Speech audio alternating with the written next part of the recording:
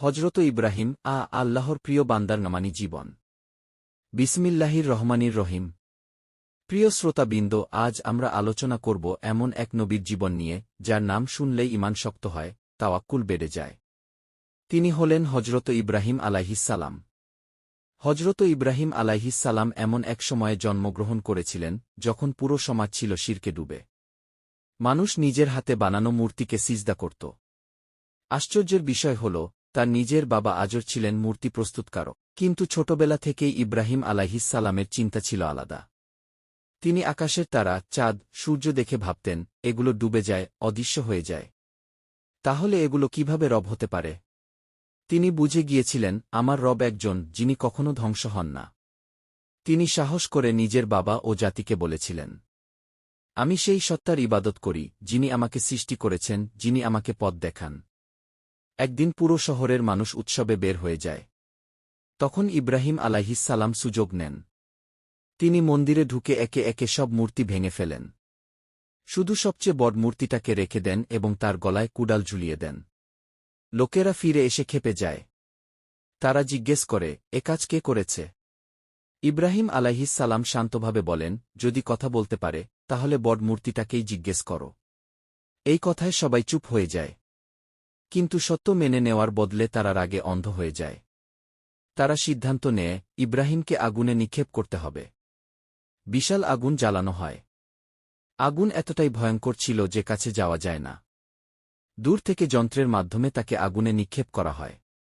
এই মুহূর্তে ফেরেশতারা সাহায্য করতে চাইলে ইব্রাহিম আলাইহিসসালাম বলেন, আমার রবেই আমার জন্য যথেষ্ট। আমি তার উপরই ভরসা করি। তখন আল্লাহ আগুনকে আদেশ দেন, হে আগুন, তুমি ইব্রাহিমের জন্য ঠান্ডা ও নিরাপদ হয়ে যাও। আগুন জ্বলছিল, কিন্তু ইব্রাহিম আলাইহিসসালাম অক্ষত ছিলেন। এটাই প্রমাণ, আল্লাহ যাকে রক্ষা করেন তাকে কেউ ক্ষতি করতে পারে না। এরপর ইব্রাহিম আলাইহিসসালাম আল্লাহর হুকুমে পরিবার নিয়ে নির্জন মরুভূমিতে চলে যান। সেখানে রেখে আসেন তার স্ত্রী হাজেরা ও শিশুপুত্র ইসমাইল কে।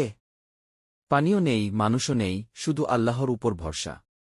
হাজেরা প্রশ্ন করেছিলেন, এটা কি আল্লাহর আদেশ? ইব্রাহিম বললেন, হ্যাঁ। তিনি বলেছিলেন, তাহলে আল্লাহ আমাদের ধ্বংস করবেন না। সবচেয়ে কঠিন পরীক্ষা আসে তখন, যখন আল্লাহ স্বপ্নের মাধ্যমে আদেশ দেন, নিজের প্রিয় সন্তান ইসমাইল আলাইহিসসালামকে কুরবানি করতে হবে। কোনো প্রশ্ন নেই, কোনো আপত্তি নেই। তিনি ছেলেকে বিষয়টি খুলে বলেন। ইসমাইল বলেন, আব্বা, আপনাকে যা আদেশ করা হয়েছে তাই করুন।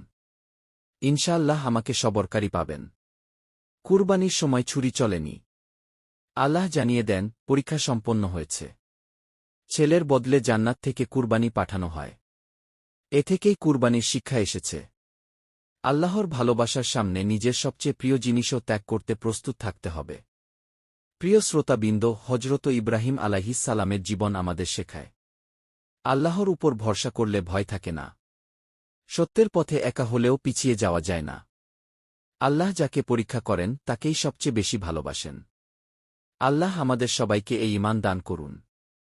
আমিন। আমাদের ভিডিওটি যদি ভালো লাগে তাহলে অবশ্যই চ্যানেলটি সাবস্ক্রাইব করবেন, আর আপনাদের মতামত জানাতে অবশ্যই ভিডিওর নিচে একটা কমেন্ট করে মতামত জানাবেন, এতে আমাদের ভিডিও বানানোর উৎসাহ বাড়ে।